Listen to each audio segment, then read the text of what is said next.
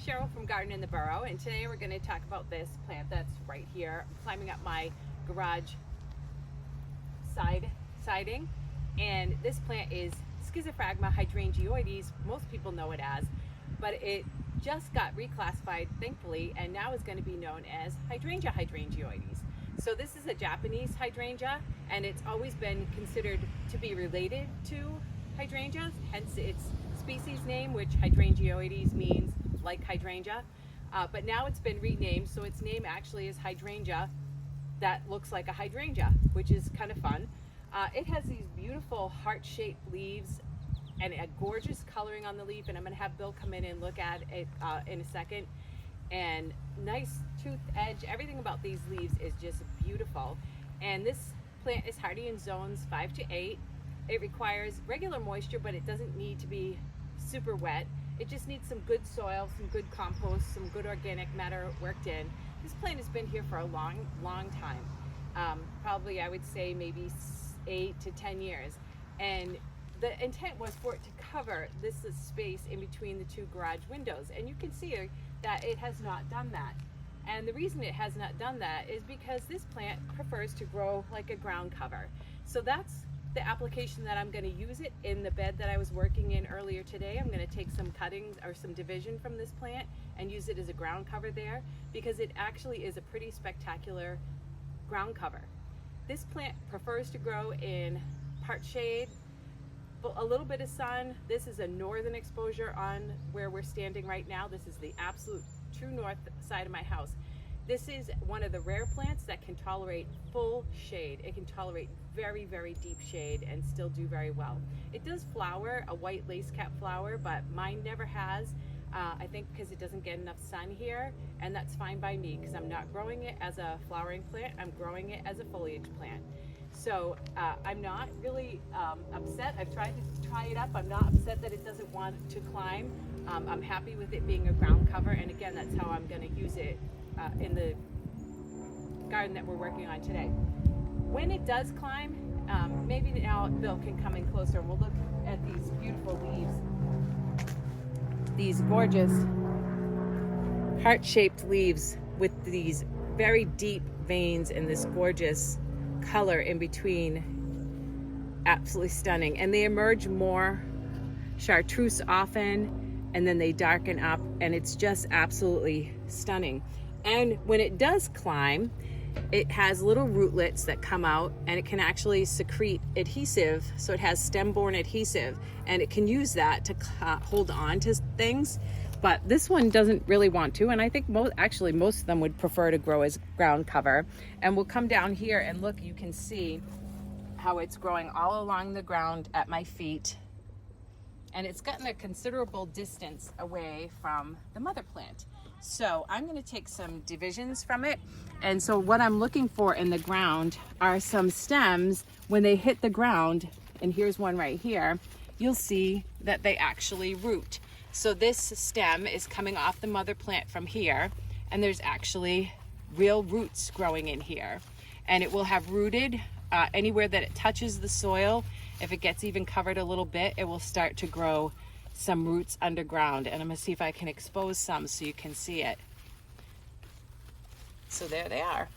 So if you take a cutting off of this, and as long as you have some root, you'll be able to transplant little stems of this. And so that's my plan, is to cut some off and move it to a new area that we're growing in. So I'll have this gorgeous plant being a ground cover over there, and we'll be able to enjoy it in another space in our garden.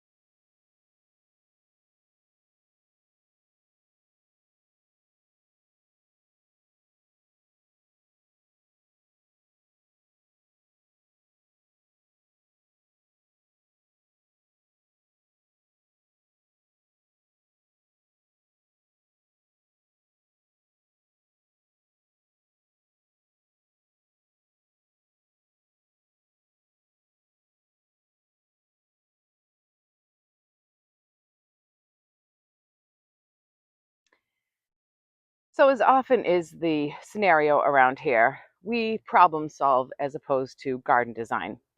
And maybe some of you can sympathize with that or do the same thing. But this area right here, this fence, this little black aluminum fence, went in a couple years ago. This whole area is fenced in for our dogs, but this fence sort of divides the fenced area into two parts, and that keeps our dogs from stalking the road. So now you can see, I'm going to go in here and you can see this is their path that they come along. And then we'll get over here, and that's a gate that leads to the front. Problem down here, no irrigation. Keeping grass down here alive is ridiculous endeavor, never going to be successful. Add in the dogs being up at the gate all the time and the lack of water. This is poor soil, very, very sandy soil down in here. And it's on the slightest of inclines. I don't know if you can see. So anything we put there just washes down the hill. So plan is where this magnolia is starting to come out a little bit, instead of limbing it up, I'm just going to pull everything forward. So this little mini rock wall here is going to come out. I'm not sure how many feet. This one is also going to come out. That creeping Jenny that came out of a container is going to get pulled out of the ground. I'm not sure what's going to get planted up against the fence. I have a couple choices of plants. I might take the geranium macrorhizum. This plant is so good in the shade. It's so good where it's dry, but it's getting too much sun here for how much dryness this soil has. So I'm going to think about that.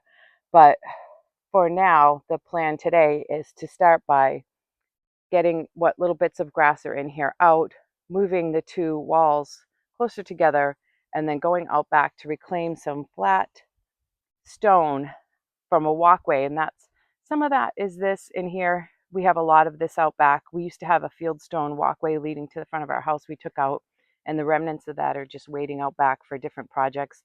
I think I can also reuse this. Let me get my shadow out of there. This big flat stone. So I have a number of stones that I can use to make this pathway come down further. So that's the plan. Got to start right now because it's a nice day in August. It's not too hot. It's warm, but it's not brutal. So that's where we're starting. Let's see where we end up.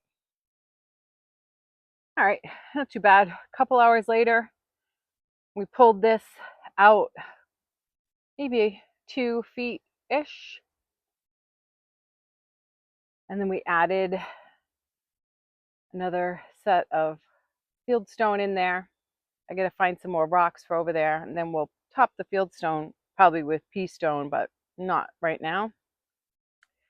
I moved some in substance hosta. I'm going to trim the leaves back from an area where it was very unhappy, so it was getting too much sun. And in that little corner over there that was really shady, this sedum was there, so I just popped it there. So now I need a planting plan for right along this little very dry strip here. I moved some hosta. I have some pulmonaria and some ajuga that I'm going to put in and around here. So I'm going to start there while I think about what goes here. We're back out here in the area that I was working in earlier today, and I brought with me the little hydrangeoides with me to plant in this little bed. I'm so excited to get to say that now that they've changed its name officially. I don't have to struggle with Schizophragma hydrangeoides anymore. So this morning we came out and moved this whole bed out about 2 feet. We moved all the rocks out, and then we added some fieldstone that we had out back here and widened this a little bit, and everything got covered in compost. We had to build up the soil over here a little bit, and then I had a few plants that I did transplant already. I had some ajuga and some European ginger that were in pots waiting for a spot. I moved some hostas from some areas around the garden that I could sort of fit in, and I did that over here and over here. So now we have left to mulch the top of this and to put pea stone over these stones once they settle. But I'm gonna take these that I cut from the hydrangeoides over there, and they're gonna go over in this garden over here. So I'll put them in the ground. So we had, and we're gonna, maybe Bill's gonna come in a little bit closer, and in this area here were a bunch of things that were pretty unhappy, except behind the fence you can see that's Creeping Jenny. And Creeping Jenny was it's on the Massachusetts invasive plant list, but for a while the cultivar which is aurea, which is a chartreuse colored one, was not. So you could still buy it in nurseries, and I used to buy it and put it in my container plants, and there always has been container plants in this area. And the Creeping Jenny has kind of gone all behind the fence. It was all up in here. It was growing into the lawn. We killed off some of it by burying it under wood chips over there. I pulled it all out in here, and it'll be mulched again here. And then in the back, I'll get behind the fence and take care of that in the fall and take the rest of it out. But for now, I'm gonna put these little rooted cuttings into the ground. And I also wanted to mention, while I was doing that, I don't have to bury them very deep. This stem is almost going to be right at soil level, but this plant is extremely deer and rabbit resistant. I shouldn't jinx myself, but in the years that we've been growing it here, we've never had any issues, and everybody knows all my issues with rabbits. We really haven't had any problems, and it is listed as a deer resistant plant from nurseries that sell it. So anyway, I'm going to get this in the ground, and because we just replanted this whole bed, and this is all brand new compost in here, I'm going to be back here watering every day anyway, because I have the rest of the plants to worry about. So this is going to get some good attention, and then hopefully it's going to root itself and be pretty happy, and we're going to have it climbing up the fence a little bit over here and be able to see the beautiful leaves in another spot in our garden. So anyway, that's today's project. I think all in all, I'm pretty happy with how it came out. Once the hydrangeas, once the hostas all start to fill in, and I figure out there actually are some hellebores in the holes in there. You just can't see them. They went dormant when it got super dry. But other than a couple of things I want to figure out what's going to go against the fence there, I think pretty job well done. All right.